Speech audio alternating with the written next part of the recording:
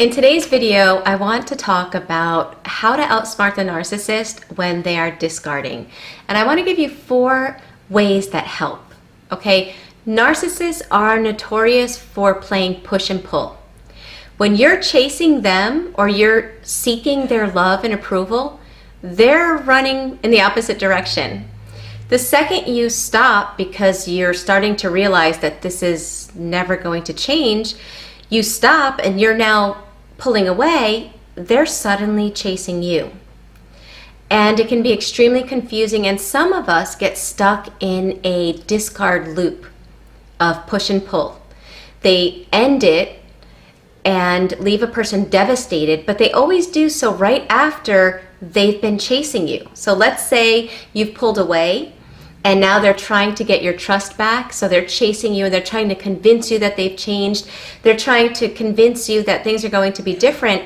Little by little, you begin to believe it because they're acting in this way for a period of time.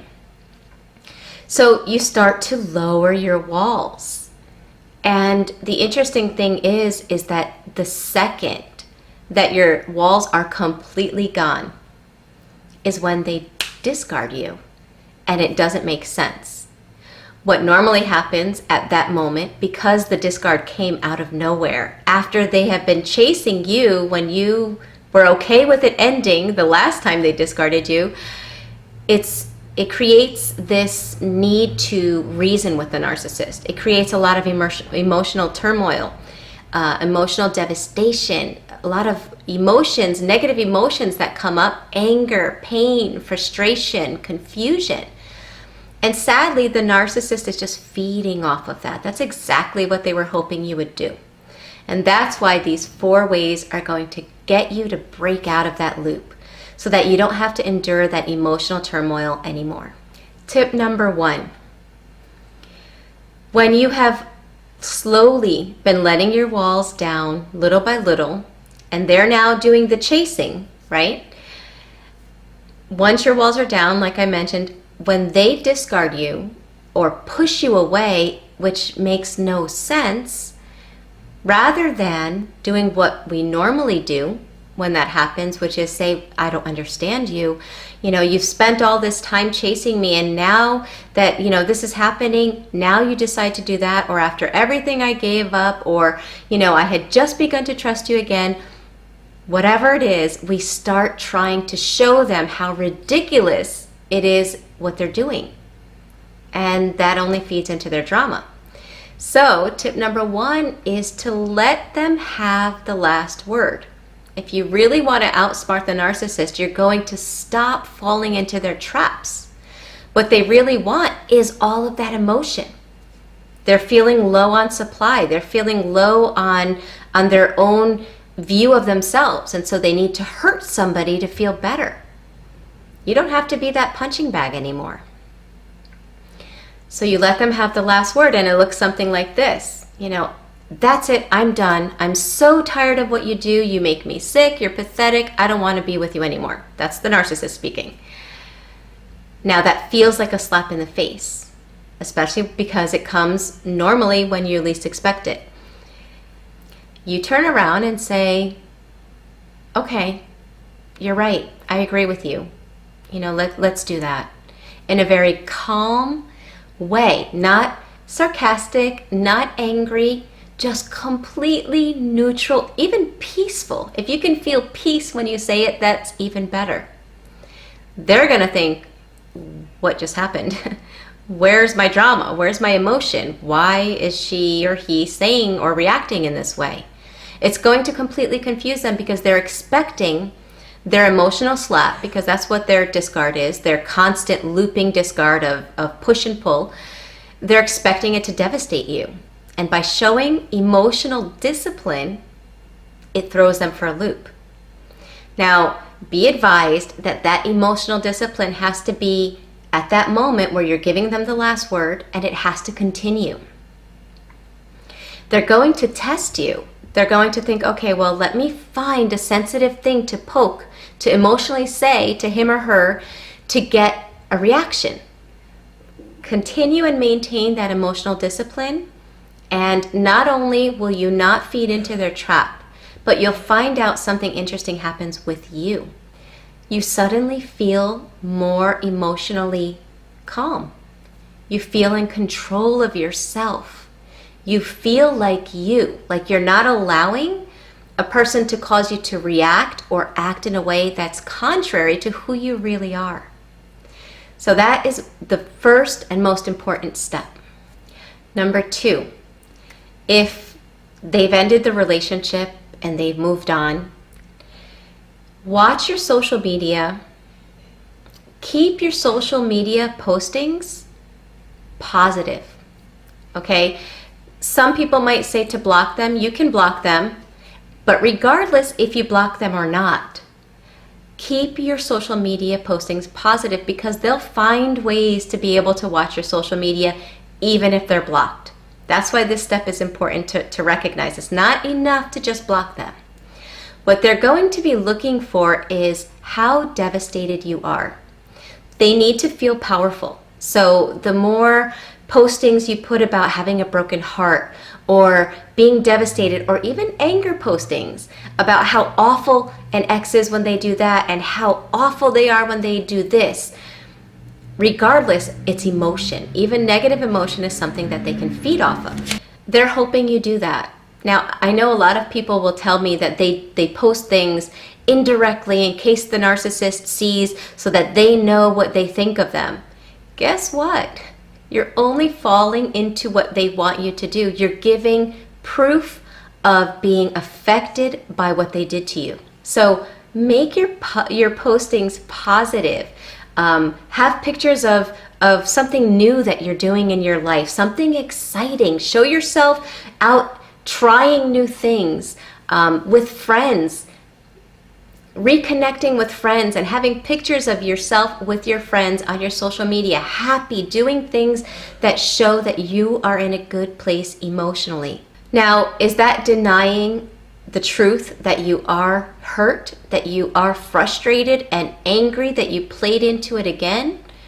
No, those emotions are real, and you want to validate those emotions. Absolutely.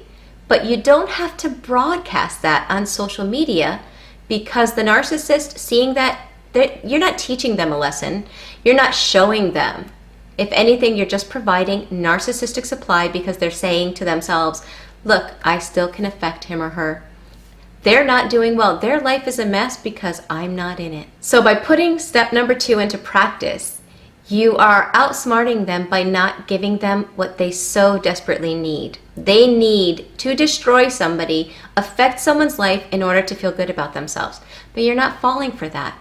And you're focusing on yourself, and you're increasing your self-love by doing things that you're passionate about, by refocusing on the positive in yourself. So not only are you outsmarting them, but the side benefit is that you are healing yourself with self-love and self-care by focusing and actively involving yourself in things that make you feel good. Number 3 is reconnect with your friends and healthy family members. Now, obviously, if you have any friends or family members that themselves you realize have narcissistic tendencies or are flying monkeys, people that, believe that the narcissist is the one that's doing everything right and you're just a mess, those are people you don't want to reconnect with, okay? But look into your life at people, at relationships that were healthy, that the toxic person in your life removed from your life through isolation. If you don't know who those people are that were healthy for you, they're usually the people that the narcissist couldn't stand to be around. Narcissists hate to be around people that see through them, or people that can help you to realize what's really going on. So anyone that they pushed you to be friends with and close to normally is not a person that you want to reconnect with. And the people that they were against your friendships are the people that they knew would be healthy and helpful for you. So reconnect with them. Break that isolation. It's not going to be easy because you're dealing with a lot of emotions. You're still healing from the constant push and pull. It's understandable that it would be difficult. But the more time you spend alone, the more depressed you become, the more down you begin to feel, and the more you begin to long for the abuser to help you to feel good, because you don't have anyone healthy in your life to show you what a healthy relationship feels like. So this step is really important as well, not only to outsmart them in the sense that you're not going to remain isolated and alone and unhappy, but because it helps you to reconnect, which helps you so much in the healing process. And number 4, begin caring about how you look. Begin caring about your appearance and the things that you used to do that showed self-love. If you used to wear makeup and the narcissist constantly criticized you for wearing makeup or jewelry or looking pretty, and you stopped in an effort to try to please this person, start doing what you originally liked about yourself, things that made you feel good. Narcissists wind up putting people in a double bind that causes them to lose sight of taking care of themselves. If you're skinny, the narcissist will criticize you for, not having a voluptuous figure. If you gain weight, they'll start criticizing you for being overweight, and nothing you do is ever good enough. And sometimes we stop caring about how we look or our appearance, wearing things that flatter us because we were criticized every time we did in the past. The narcissist would love to know that you're home just eating gallons of ice cream, crying about losing them, looking ragged, looking unhappy. They would love that. But there's nothing that not only outsmarts them more, but also creates the best revenge than getting yourself back to who you really are. To really looking happy on the outside, looking healthy, looking your best, and feeling your best on the inside. They need you to feel your worst because that's the only way they can feel like they're worth anything, which is really sick when you think about it. So don't play into that by continuing to self-sabotage yourself. Begin recognizing that any self-sabotaging thoughts are just internalized abusive tactics by a toxic person. Begin recognizing your worth, your external value, your internal value, and begin bringing out the best in yourself. Those 4 tips, it will ensure that you don't fall prey to their manipulation traps.